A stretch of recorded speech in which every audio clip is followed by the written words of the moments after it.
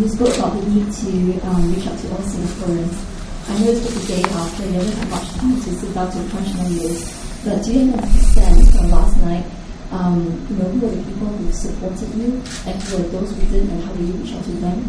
And secondly, given the way the votes were split last night, do you think it's indicative of a deeply divided society, or is this a natural symptom of a more diverse, politically diverse society in Singapore?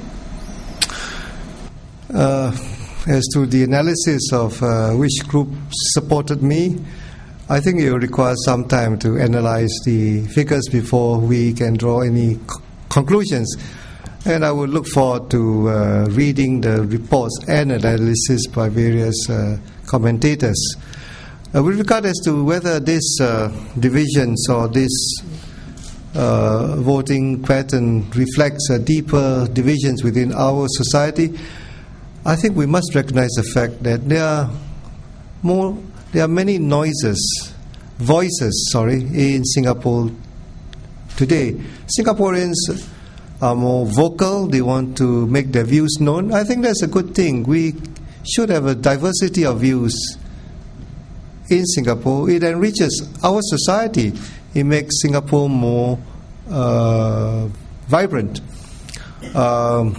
Admittedly, it may make the process of governing a little bit more difficult because there is more noise. There could be a little confusion from time to time. Decision making may be a little bit slower, but I think that's a maturing of our democracy, civil society, and our politics in Singapore. And it's a development which I welcome. Hi, Sorry? The independence of the Yep.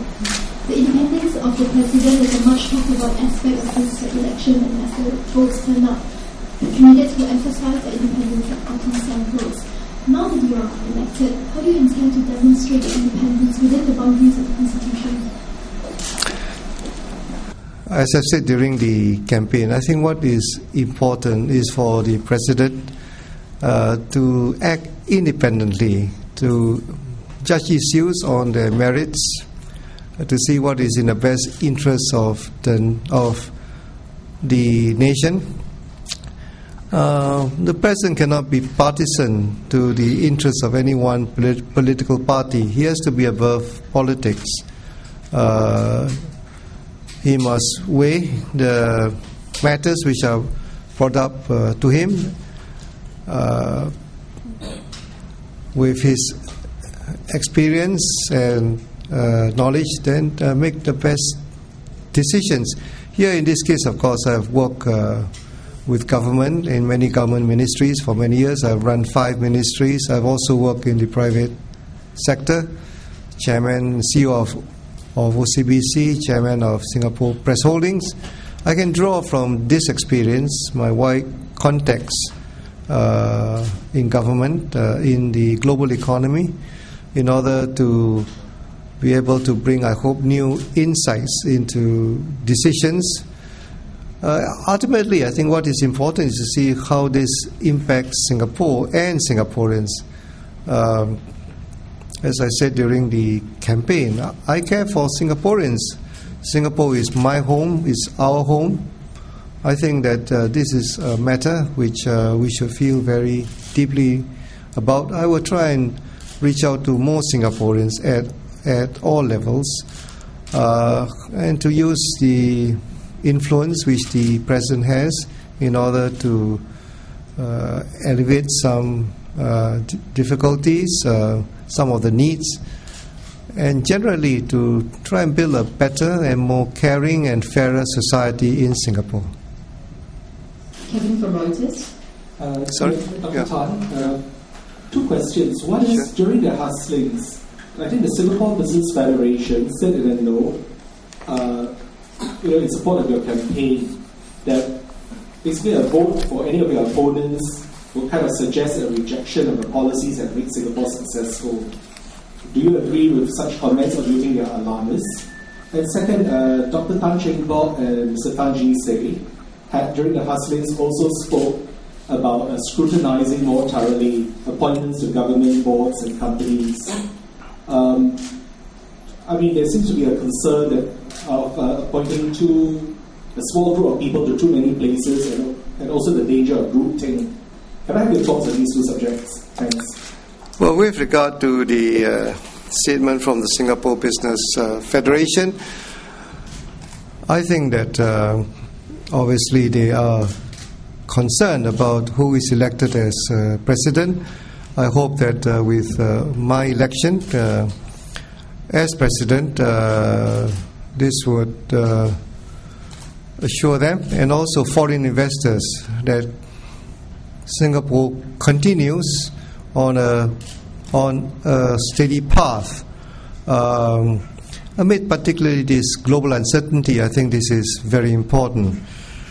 With regard to scrutinizing of candidates for senior positions in the public service, one of the very important powers, the custodial powers of the President, of course, to protect the integrity of our public service, and this I will do very carefully. It's up to the government to propose the candidates which they feel best. The President must ensure that these candidates match up to the office, but it is really the responsibility of the government to maintain the quality of the public service, and we have a first-rate public sector in Singapore. I don't think that it is a role of the President to try and shape the public service in any particular way. That is the job of the government. The job of the President is to ensure that quality is maintained. Sorry? Hi, Dr. Tan over there. I'm from Dow Jones Wall Street Journal. Yeah. You mentioned a bit during the campaign about your experience as passing GIC, OCBC, and running Singapore finances. I was wondering, there's a lot of talk about technical recession coming up, and strong Sing dollar is also affecting competitiveness, and all these economic headwinds that we talked about. I was wondering, how do you see your role as President-elect in this guiding the government, and what do you see you can do? What are your views on the potential policymakers coming up? I've said previously that I view the global economic situation with grave concern. There are problems in Europe, as we all know. In the US, the credit rating has been downgraded. Japan also has its credit rating downgraded as well. In many countries, including Singapore, are lowering their growth projections for this year and possibly for next year as well.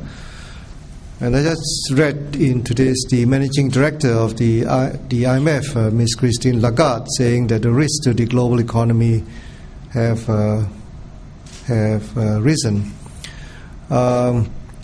We don't know whether all of these problems will eventually cause another global economic and financial crisis. A lot depends on the actions of governments, policymakers, and central bankers in the coming weeks and months. We have to monitor this very carefully. With my background in GIC as well as in OCBC, I have a wide circle of contacts in the global economic field. I keep up with the news. I can share these views with the Prime Minister and the other ministers in private meetings. The Prime Minister and his cabinet will eventually have to make the right decisions. But with the experience which I've had over 30 years, I hope that some of my insights and views will be helpful to the PM and his cabinet when they have to make very difficult and uncertain decisions. I think the coming weeks and months will be trying for Singapore, but we have to remember that our Singapore's fundamentals are strong. We have faced challenges before. one of the reasons why I decided to run for the presidency is to be able to make a contribution towards resolving some of these issues and helping Singapore to ride through the next crisis if it should hit us. And now that I've been elected as president, I think that this will enable me to play that role. But as I said, one has to recognize that the final decisions will have to be made by the Prime Minister and the Cabinet. That is the prerogative, and the President will have to work within the parameters of the Constitution.